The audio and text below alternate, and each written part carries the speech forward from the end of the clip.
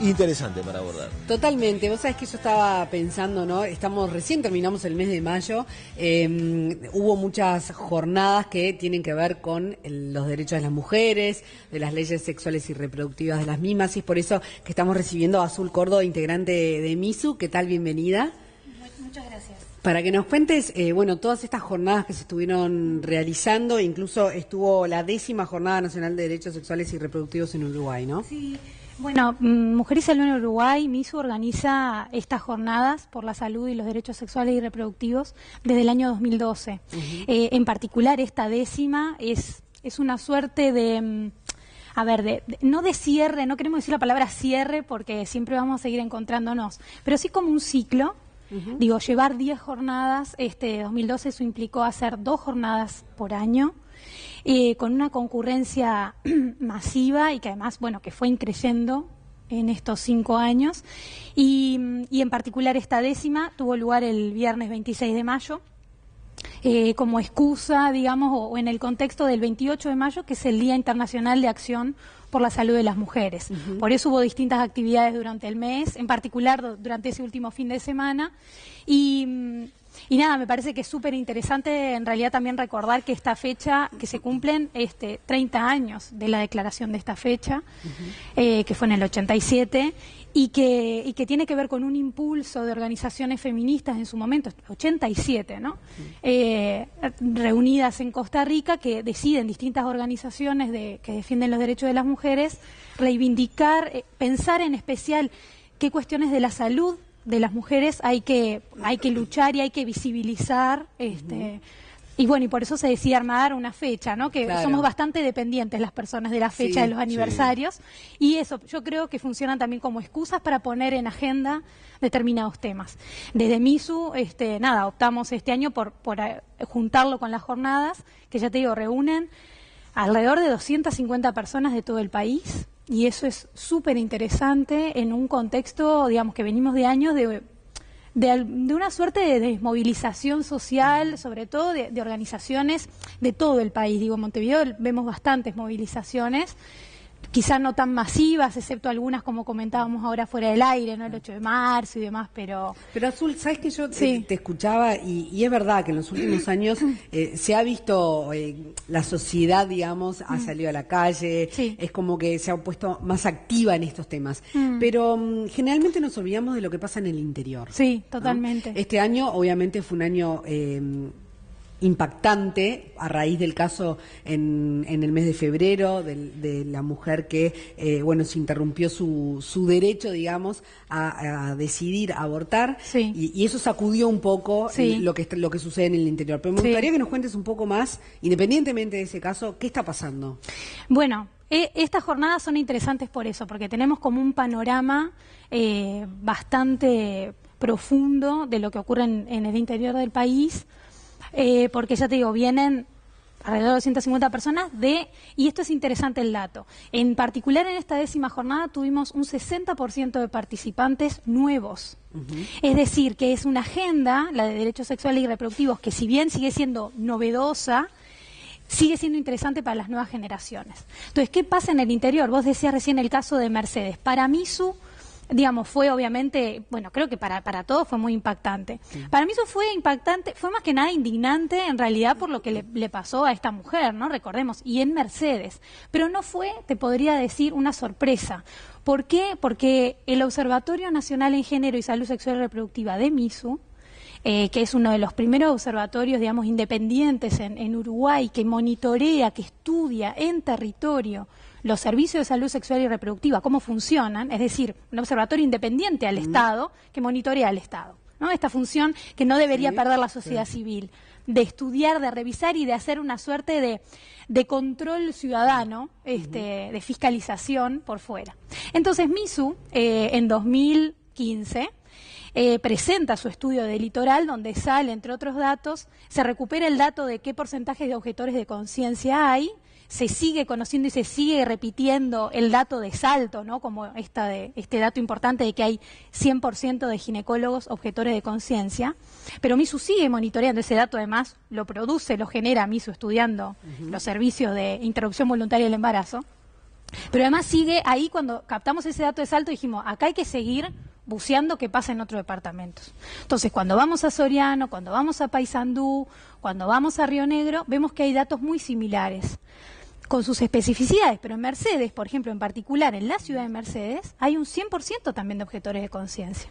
Entonces, esta mujer que estaba solicitando una interrupción voluntaria del embarazo, de hecho, y que ya la tenía aprobada, hasta que interfiere la jueza Pura Concepción Buch, de hecho, como se atendió en los servicios de Mercedes, iba a terminar recibiendo su medicación en Dolores, que es donde no hay tantos objetores de conciencia. Entonces, recuperando tu pregunta, es esto, no fue una sorpresa para nosotros que pasara eso en Mercedes, también por el contexto social que hay. Ahora, ¿les habrá generado tranquilidad la postura de la Suprema Corte de Justicia respecto a este tema, ¿no?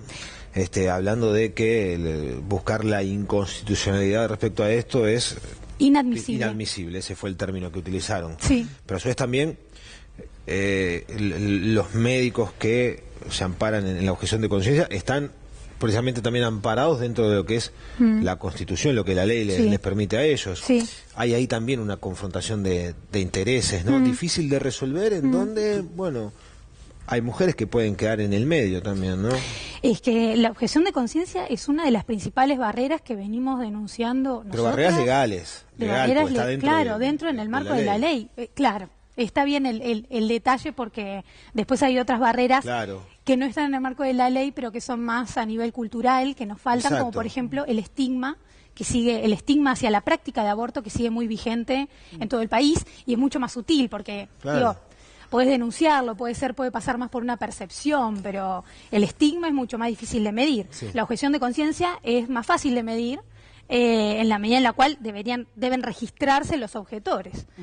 Pero fíjate, y nosotros no discutimos en sí mismo el derecho a la objeción, no es que decimos no puede haber, lo que decimos es, bueno, sí tiene que haber un registro mucho más visible, accesible para las usuarias del sistema de salud, para saber con quién te estás atendiendo, por ejemplo, y que además que la objeción de conciencia no debe ser una traba, es el derecho de cualquier profesional de objetar conciencia, pero no puede ser una traba para que una, como mujer, acceda a su derecho de abortar, que eso está contemplado en la ley. Ese es el tema. Entonces, cuando vos te encontrás con un 100% de objetores, el 100% de los médicos que atienden en un servicio que objetan conciencia, no tenés chance. Entonces, ¿sabés cuál es, la solución a eso que está ofreciendo hoy en día el órgano rector, que es el MSP, el órgano rector de los servicios de salud? Mandar a las mujeres a Montevideo. Entonces, están colapsando los servicios de Montevideo. Ustedes hacían referencia a que el tema que se abordó es el de la salud de la mujer. Sí. Pero y no solo. ¿Fue algo más integral que el tema de la salud sexual y reproductiva? Sí. ¿Qué otros aspectos de la salud de la mujer hoy los está preocupando como colectivo? Bueno, hay varias cosas interesantes ahí. Primero, que la salud sexual y reproductiva no es solo de las mujeres. Seguro. Entonces, eso es importante, porque a veces queda si bien el 28 de mayo es el Día de Acción por la Salud de las Mujeres, nosotros lo aprovechamos para pensar, para decir esto una vez más, ¿no? Las feministas nos ocupamos de toda la población, nos interesan todas las personas. Obviamente, nuestra agenda, nuestra prioridad, si se quiere, es pensar en lograr una igualdad y equidad de las mujeres con los varones, por decirlo así, de manera binaria. Pero la salud sexual y reproductiva es de todas las personas. De hecho, es muy interesante pensar, y Misu tiene estudios al respecto, sobre la salud sexual y reproductiva de los varones, sobre las cuales no hay políticas prácticamente específicas, no se promueve una atención en eso, un seguimiento. No me gusta hablar de control, porque si no quiero que controlen los cuerpos de las mujeres, tampoco el de los varones, pero también hay especificidades a nivel de salud sexual y reproductiva en personas que tienen una identidad de género que no es la heterosexual. Es decir, las mujeres lesbianas tienen sus especificidades en atención, las personas trans, los hombres gays. Entonces, todo eso ayuda a ver, todo ese abanico hay que abrir y profundizar.